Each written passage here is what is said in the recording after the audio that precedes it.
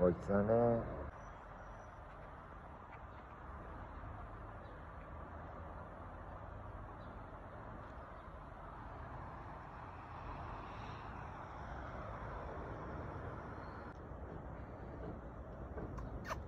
بشین بازیگوشی کنید سلطان.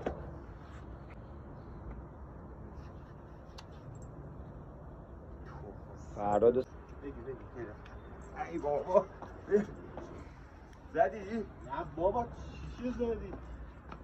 یه تیر بخوام همون خوب گرفته بودم الان نه یه دقیقه بس آروم شد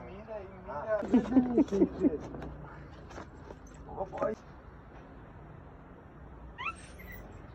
بابا من این ذره بابا گناه داره مهدی بابا چی کنم